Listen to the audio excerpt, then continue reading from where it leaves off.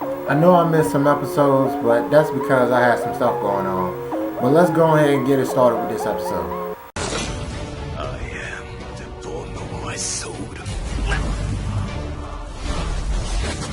So I have been watching the last couple of episodes. I just haven't did a review because I just haven't had any time to do it, man. And plus, like when I did have the time, I really wasn't feeling like doing any videos. Like you can go on my channel and see that like it's some days in between videos and stuff. But yeah, like freaking this episode started off where last episode left off, to where Satou had called all of those Ajin from where he had sent the bait out on the news when they came to that little government facility and John. They had talked to him and Tanaka, but Tanaka was acting like he was asleep, but he really wasn't. And he had set the bait out for all the Ajin to come to like some type of protest or whatever, and then I think he picked, like he selected.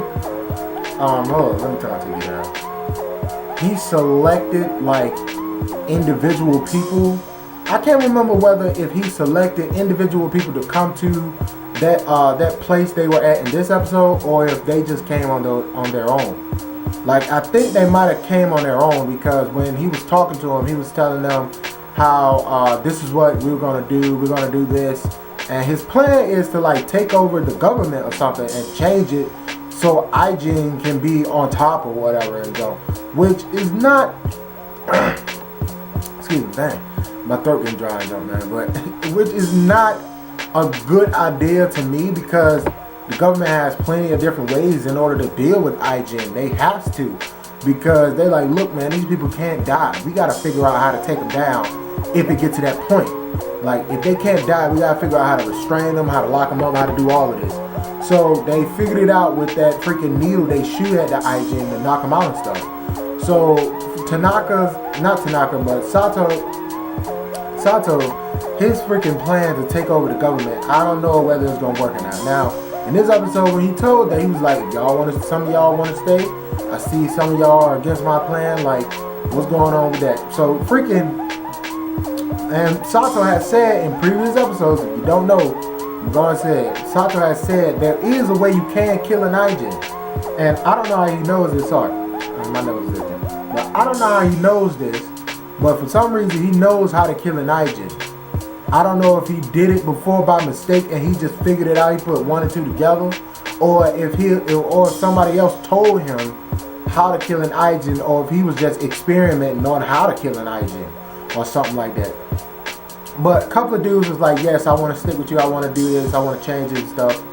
Which two of those guys, the guys that he gave the guns to, they look like sociopaths and psychopaths and stuff. So I don't trust them. I don't think they have a speck of good in them. And I don't think Satou even has a speck of good in him. Like, he puts on this charade and show to make him seem like he is that innocent old man. But he is not. I don't believe he is at all. So then freaking, it's some dude that like, he got a bad leg and he was born with that. So even if he dies as an Ajin, he's an Ajin, but even if he dies, his leg will just like regrow as, well, not regrow, but his leg will still be hurt and mess up and stuff. So that doesn't matter.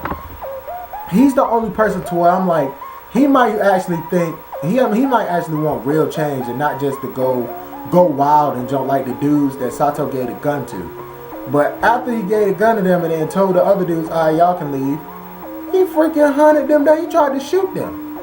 Like freaking Tanaka was in the ventilation system, like freaking like the freaking God, what's the jokes called, man? Like the Gremlins. He was in the ventilation system like the Gremlins with a freaking rifle shooting at freaking the Ajin that came there. The people that came there and jumped. He got a couple of guys, but then some dude and some old man. Well, he wasn't old, but he was like my dad's age. He looked like about 40 or something like that. He was there, and some kid that's like my age or something like that. I'm 21, about to turn 22. He was there, and those two guys were the only guys that kind of got away. But the old guy, he was like, look, I'm gonna try to hold them off. You go ahead and jump out of there. He was like, but I'm afraid of heights, because they was like, that building didn't look that tall, but they was like freaking, like it seemed like they was like on the 8th floor or something. And so he had jumped down. Then freaking after that, Nagai-kun, he had was like wandering through the woods, and he bumped into some old lady that was on a bike.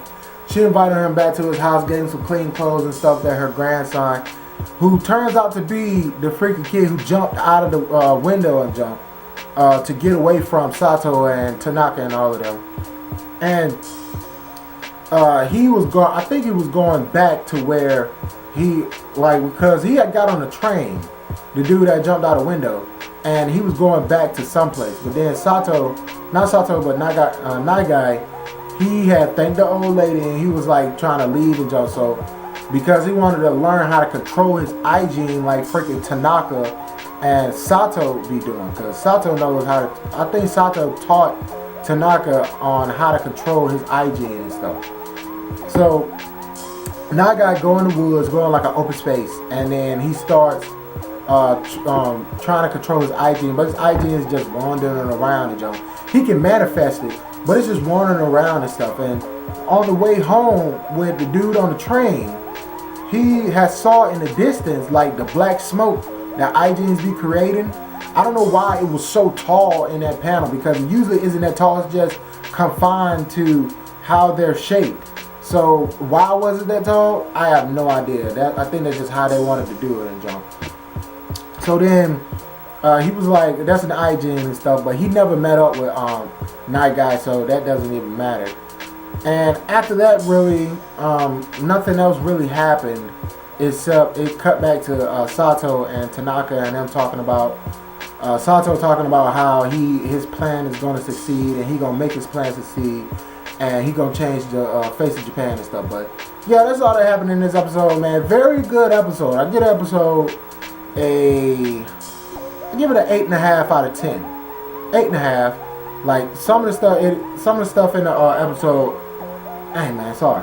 Some of the stuff in the episode had me like, I don't know about that. Like that's kind of weird and wonky and stuff. But yeah, let me know what your thoughts about in this episode and stuff. If you're still even watching Ajin, if you are, put it down in the comments, because some big YouTubers shit on Ajin because of the animation style and how it is portrayed in the anime. And just because of that, they don't want to watch it or nothing. That's freaking dumb. Don't even listen to those stupid guys. Stupid motherfuckers at the top, man. Like, God.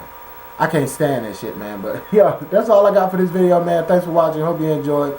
Like, comment, share, subscribe, and rate it. And share it to your friends and all that, man. But I'm Danny Awesome. You're awesome. Stay awesome. I love your faces. Peace. Tell me what you had for dinner last night, too, man. I ate chicken. One love. I'm out.